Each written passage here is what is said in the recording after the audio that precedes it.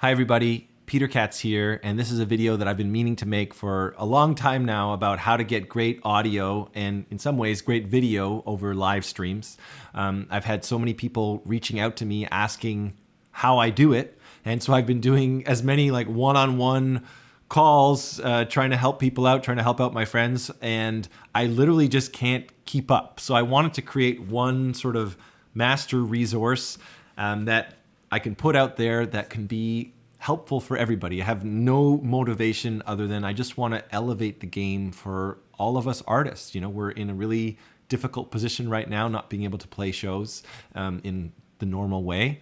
And so there is a way to have great audio and video over the internet. It takes some doing. I spent, I'm not kidding, about 3 weeks going down many rabbit holes trying to solve the riddle of how to do it. And there were some dark moments trying to figure it out. And I really feel like I have figured it out. And I just want to share that knowledge so that every artist out there can have great audio and the general public can know that a virtual concert can actually be an amazing thing.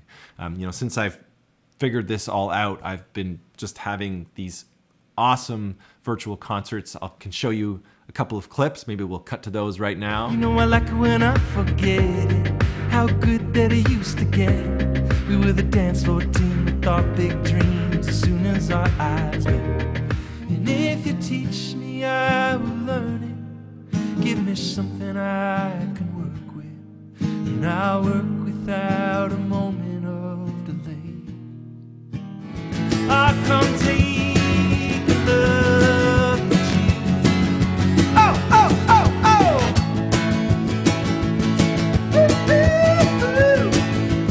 Yeah! So I'm able to do all kinds of things from, obviously just voice and guitar, piano and voice, to looping, to doing backing tracks. All of it is possible that you can do in a live show. You can do it once you figure out how to do it. So I'm going to just give you this kind of overall caveat that, part of the reason that it took me so long to make this video is because I was trying to make like the perfect video, and this is just not going to be that. This is just going to be sort of a long form, me working through all of the different concepts of how it's done.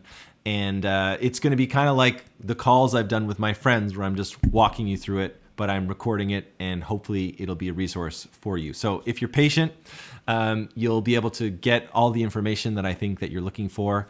And maybe, I can host a couple of like free Zoom drop-ins to help answer any further questions. But we'll start with this video. Hopefully this will give you a lot of the concepts that you're looking for. So just to give you a quick overview of the different things I'm going to cover. First thing I'm going to do is I'm going to show you exactly my signal chain. Then I'm going to talk about Zoom specifically. In my experience, the best kind of virtual concert experience has been over Zoom. I love the interactivity of it. You can see people, they can see you, you can converse with each other, they can, ask for requests in real time, they can hold up their cell phone lights. It's just been a lot of fun. And there's, great services like side door access that, allows you to sell tickets for your Zoom concerts. So I'll cover Zoom specifically. And then I'm going to get into ECAMM, which is what I use to have sort of multi-camera and be able to show slides and videos and those kind of things. But really, a lot of the concepts that I'm going to teach in that section, you can apply to the myriad of broadcasting software that's available. And a lot of the concepts that I'm going to teach, you can apply whether you're going live on Facebook or YouTube and so on and so forth. So I'm going to try to cover all those things. And with each piece that I'm covering, my goal, at least my stated goal, is I want to just teach you kind of the high level concepts as well, because we're all going to have different gear that's available to us. I have this microphone, you might have a SM58, you might have a laptop microphone, whatever you've got. I want to teach concepts that no matter where you're at or what gear you have available to you, you can elevate your game. So let's dive in. The first thing I'm going to do is I'm going to show you exactly the signal chain that I'm using to have what you're seeing right now and hear what you're hearing. And I'm just going to use my iPhone actually to film it so that I can splice this in with the video. So here is my signal chain. So my vocal mic, I'm using this Audio Technica. I think the model number is 3035. Don't quote me on that, but I think that's what it is. So that's for my vocals. And then I've got my SM7 that I'm actually using on my guitar. Of course, it's a great vocal mic. Michael Jackson's Thriller was recorded on that. And then I have this Telefunken mic that I'm using for looping, which I'll show you about that. So those are my mic sources. And then those are going into what I have on the ground. I am wearing pants. I'm wearing shorts. All right, in case you're wondering why I have a bare leg. So I have my loop pedal. I have a Boss, what is it, RC30. I have a little distortion that I use on one song. I have a tuner, and then I have a TC Helicon reverb pedal that I use for when I'm doing my halo and like doing some of my loops. I like to have a reverb into that looping microphone. So all of those things are then going into this Bose mixer. Now, there's a million different mixers out there. Whatever mixer you're using, if you are using an outboard mixer, obviously it's nice if it has reverb on it, maybe a little bit of compression, but at least, you know, basic EQ is a good starting point. Reverb is really nice. I like this mixer right here because one of the things I can do is I can mute and unmute the reverb. So right now the reverb, the effects are muted, but now I have reverb and it sounds nice. I'm like Will Ferrell and Elf right there. And yeah, so I have my main microphone, my vocal mic, my guitar. I have a mic over on the piano behind me, and I have my guitar over here, and I can mute all of my channels, so on and so forth. But whatever mixer you have will be the same concept. And then I have my output. So I have the main output that's going into this Zoom H6 that I'm using as my audio interface. And then I'm also taking an aux out into it as well. So I have this channel is my main, and that's my aux. The aux is just a nice clean signal. I like to have that in there, but you could probably just have one main out and you'd be fine. And this is what I'm using as my interface, but there's many, many, many, many different interfaces available. And then that's going into the laptop over here. And you'll see I built this ridiculous out of blue painter's tape. I call this my docking station, my Frankenstein docking station for my laptop. So this here is my input from the H6. This is actually my iPhone that I'm using as camera 2. I got my Pro Tools iLock that I'm not even using. You don't need to worry about that. And then over here, this is actually an HDMI cable that's going into an Elgato cam link. And the Elgato cam link allows you to take a DSLR, basically any camera source, and have your laptop read it as a video input, which is pretty awesome. And my camera that I'm using is a Sony A6400. And I've got these two lights. I got a ring light over there. I've got a little fill light over there. That's all going into there. What else can I show you? Oh yeah, my internet is hardwired Ethernet.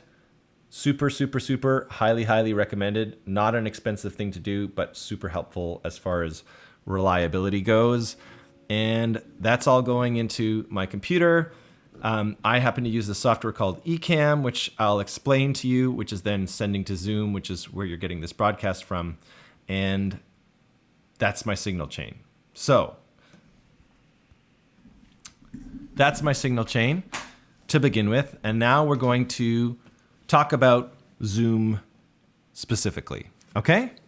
So before I get into Zoom, I want to just talk about the high-level concept of why, if you just use Zoom without doing any of the things I'm going to tell you, it sounds terrible. So what Zoom is brilliantly designed to do is to prioritize the human voice in a conversation. So even if you're somewhere noisy, it'll prioritize the human voice. Now that's all well and good, but as soon as you have two audio sources, aka acoustic guitar and a voice, a piano and a voice, a bagpipes and a voice, whatever it is, it's going to prioritize one of those two things, and it's going to kind of compress or gate or turn off the other thing, and you get this warbly thing. It goes in and out of volume, and it doesn't sound good at all.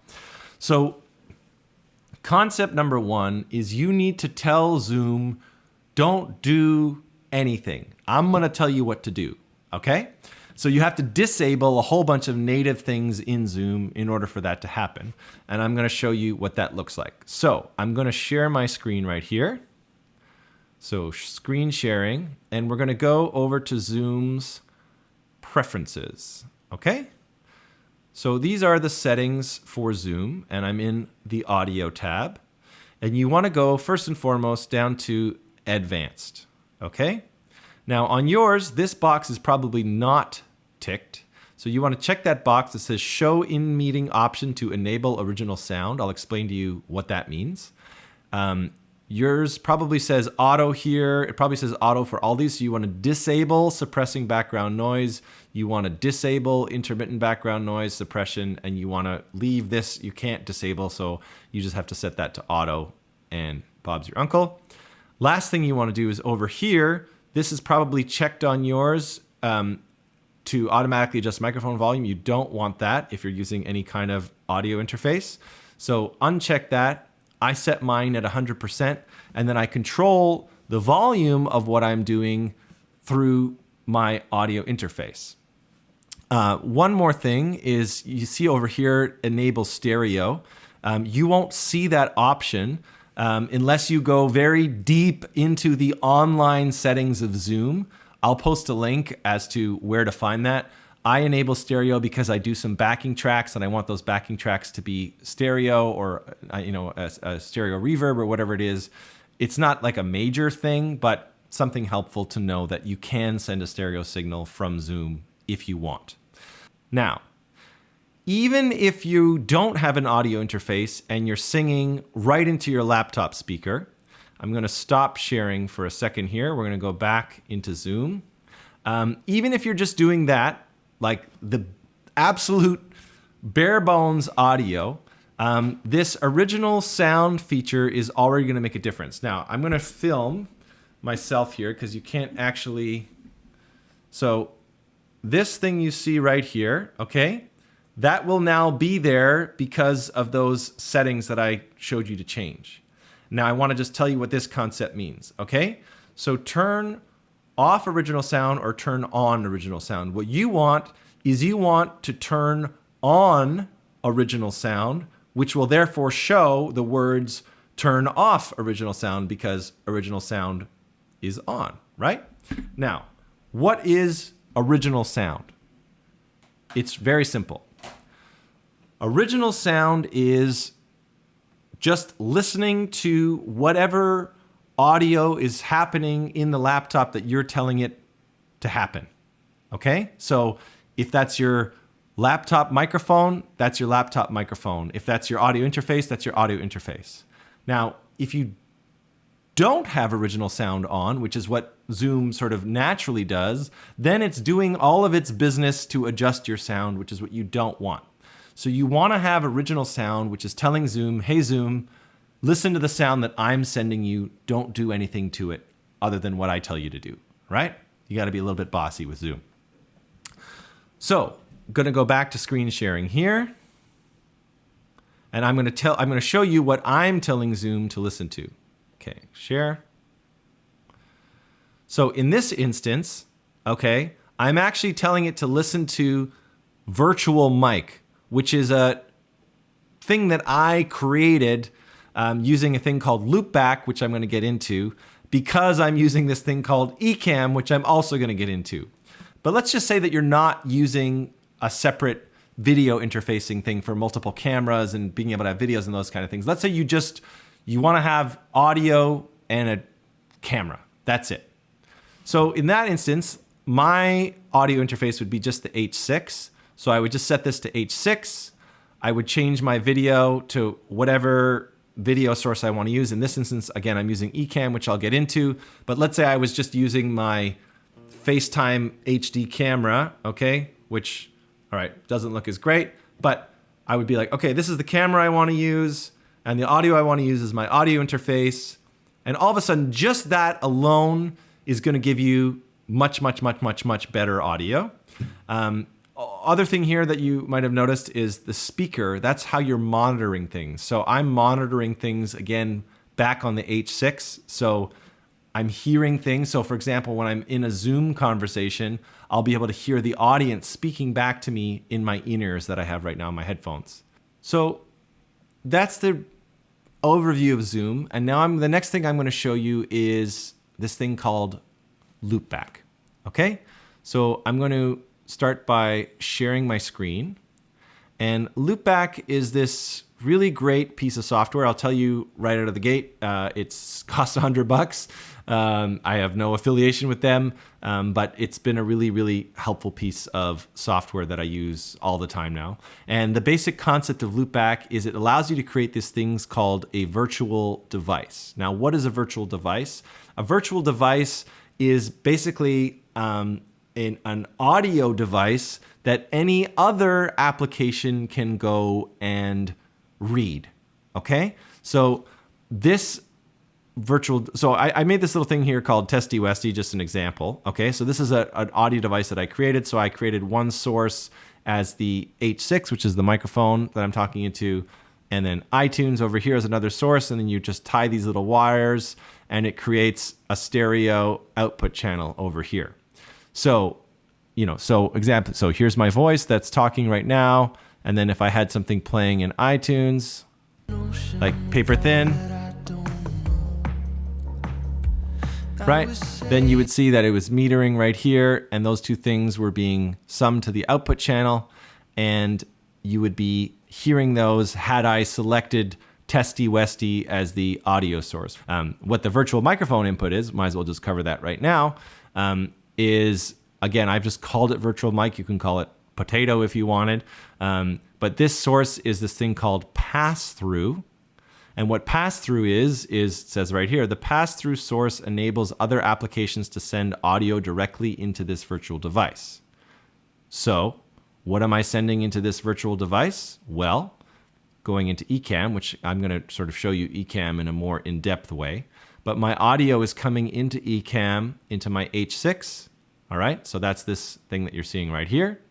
That audio is then getting sent into virtual mic, okay, which is right there. And then virtual mic in Zoom, when I switch over to Zoom,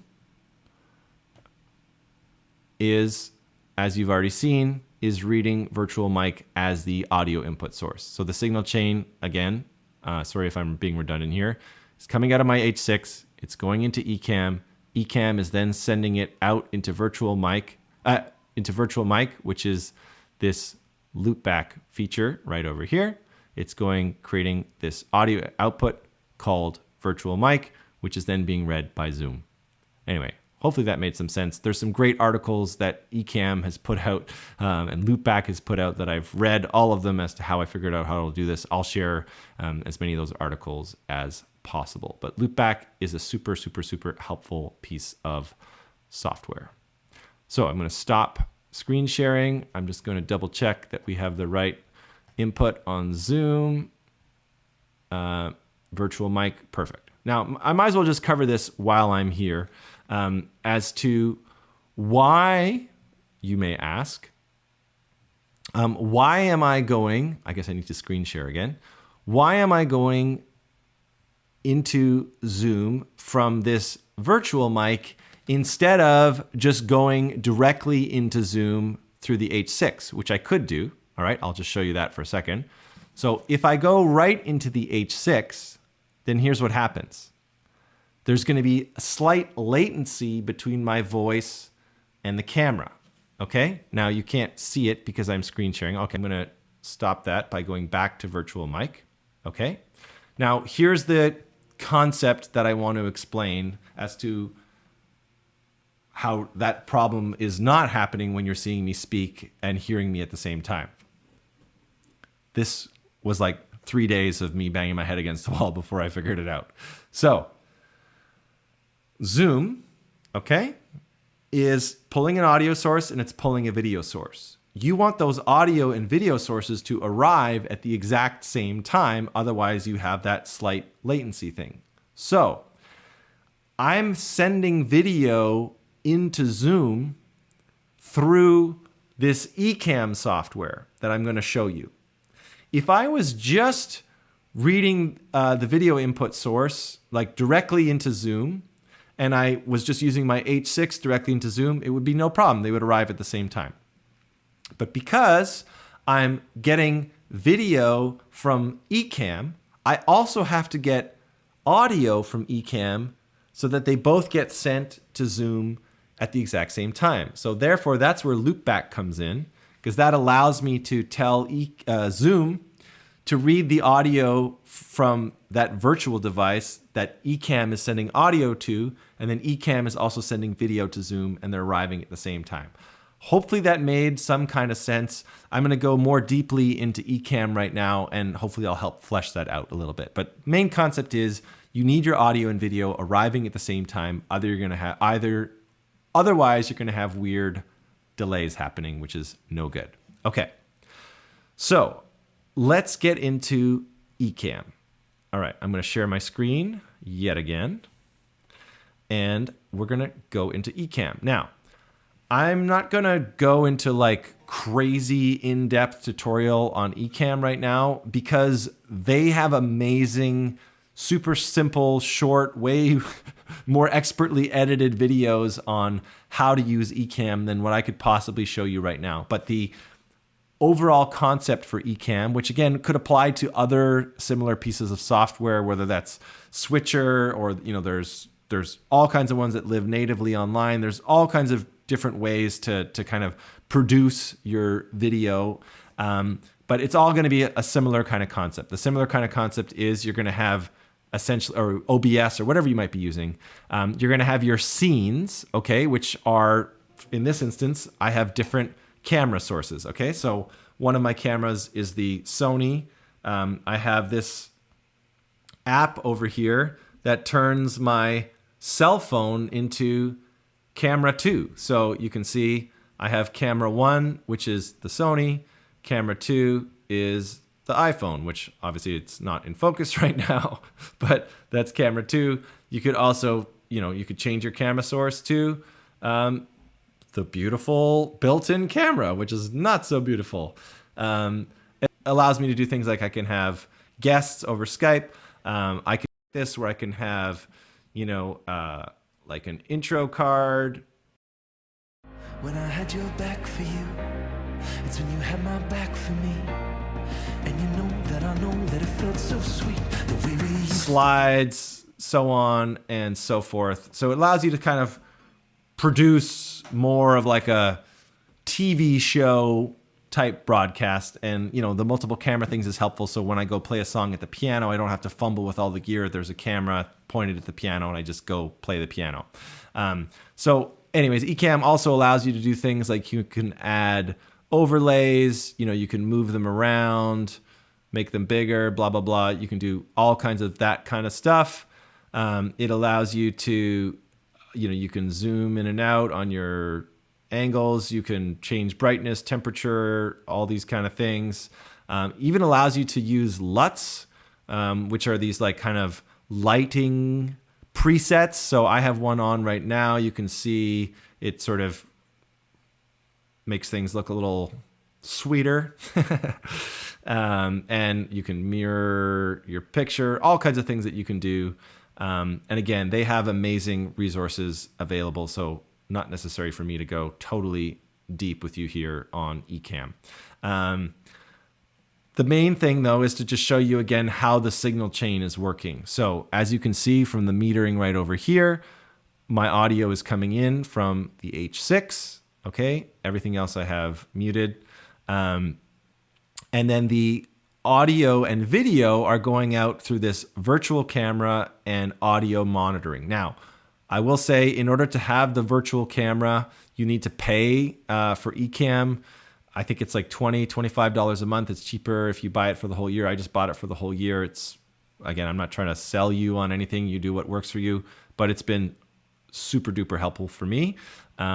So I have my output, which is this virtual camera. I'll show you how that works.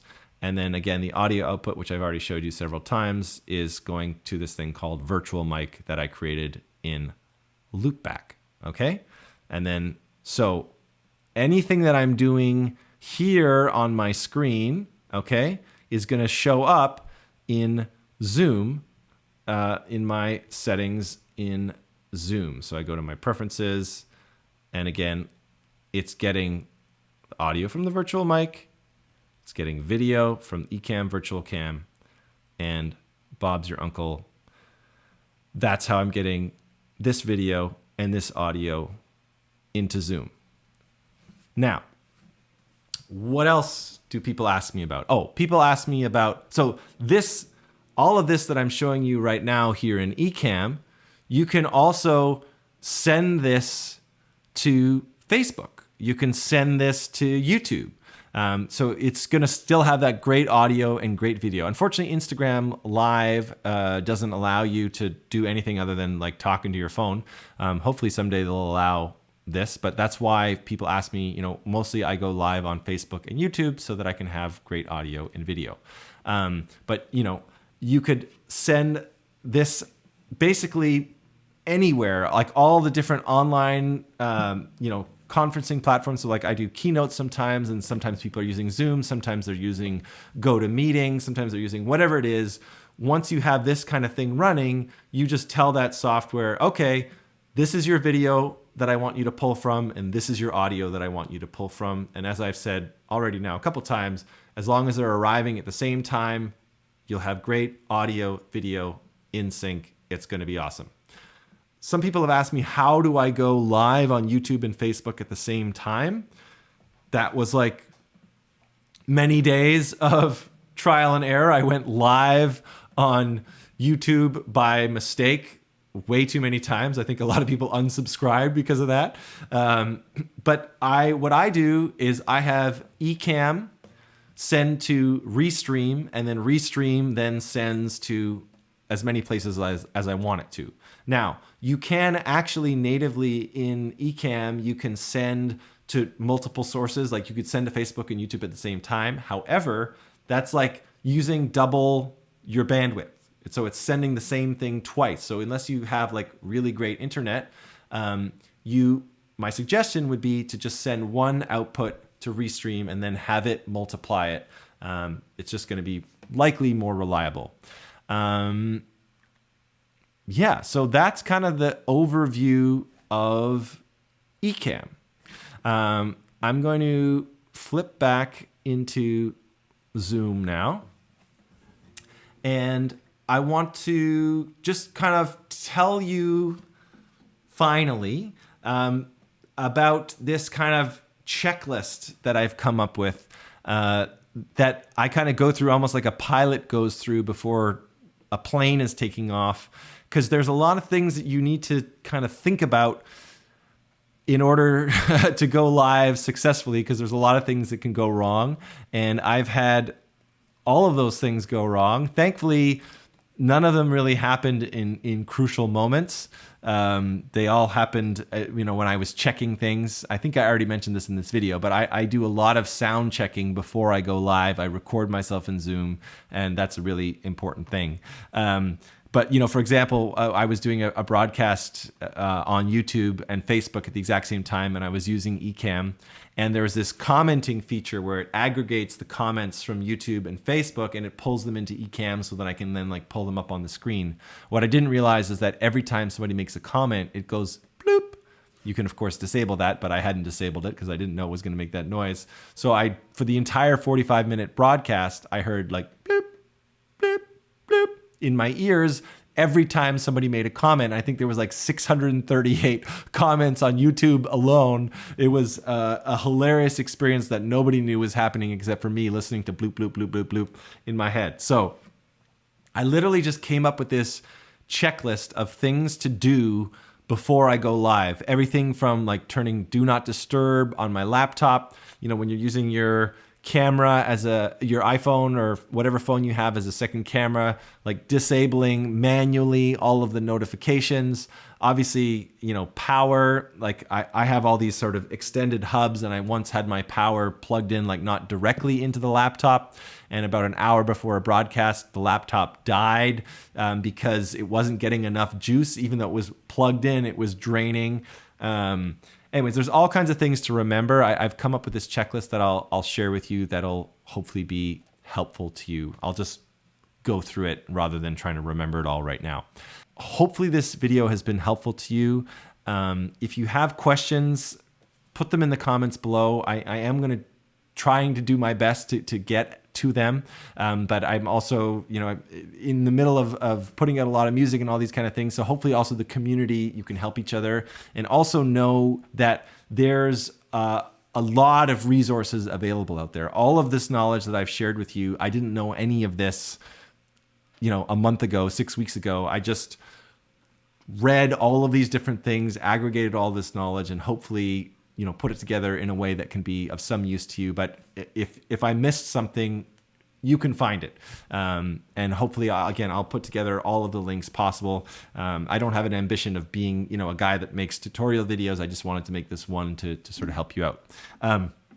Last thing I'll say is I really just did this to be of service. But if you want to say thank you, then the best way to say thank you would be to just go give a follow on Spotify, Peter Katz, that's my name, or give a follow on Instagram, Peter Katz Music. That would be really helpful. I have a bunch of new singles that I just put out that I'm super proud of, and I have a full album that's coming out in September.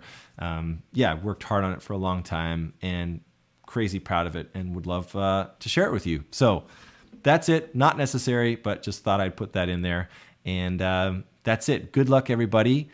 I just want you to play awesome shows. I want to elevate the game for all of us. I know it's a hard time, so thinking of all of you, and get your music out there. All right, lots of love. Thanks for watching.